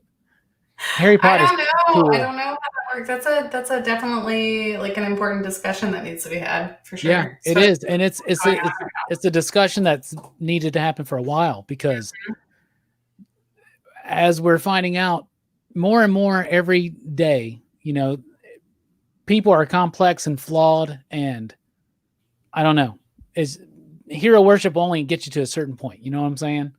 Yeah. So, yeah. I mean, I guess that's why you're not supposed to. You can worship the picture, not the person, right? So. Yeah, that's the kind of. I mean, I like Led Zeppelin, but you hear things about them, and you're like, ugh. Oh, bands and stuff all the time. That's why I never got a band tattoo. Everyone's like, "Oh, you love these bands so much. How have you not?" Like, oh, well, 10 years later, he kicked a girl in the face, or whatever. Yeah. So.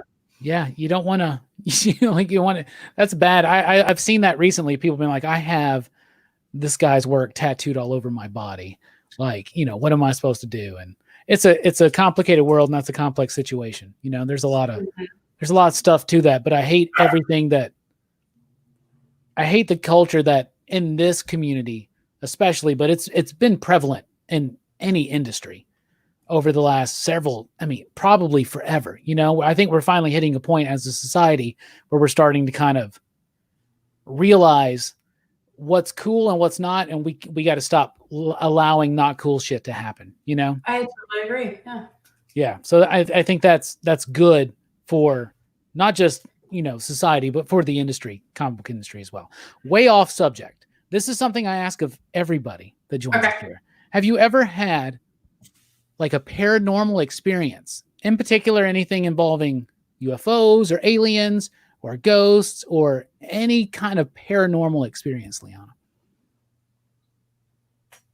I will tell you one story, not on stream, but I do have. So there have been stories of like my family-owned house that we had lived in at one point that since got destroyed by hurricanes or whatever, that my great-grandfather was like a spirit that roamed in the house, and like that there have been multiple accounts where family members have seen him or like seen like a version or whatever. I personally have seen my grandma's dead cat. That, or it was a twin in the neighborhood that was like hanging out. This was when I was like a young kid. Like how many Siamese cats are just like prevalent as a stray, right? So anyway, I'm like, to this day, I like still think that that's it. But I have some pretty interesting like stories that aren't like, I'm trying to word this in a way that doesn't sound like crazy. Kind of like other people's recollections that I have heard that I have been involved in or like been present for that are like alien, talking about aliens and stuff like that. So it's really enjoying that. Hell yeah. You watch Arrival? Like, come on. But I've definitely seen like in photos I've taken like orbs and stuff like that. So yes. Okay. Yeah. See, once again, I'm gonna leave it empty, open-ended. Sorry. Oh, that's fine. That's fine. The whole point of the question is because here in the PCP Army, we're very interested in these kind of subjects at times. And I just want to tell everybody that I like to show that everybody's got a story, you know? Oh, I have so many. There's something. I grew up in Florida. Yeah, there's a lot of Florida stories I've heard, you know? But yeah, absolutely. And Justin, I know you're still here. So Justin, get prepared because you're going to be asked that question. So I hope you have a good, juicy one. You know, being up there in the Northwest, you know, there's a lot of good stuff up there. Lots of good stuff. Anyway, Brian, is there anything, since we're nearing the end of the show, any last thing you wanted to ask Liana? Well,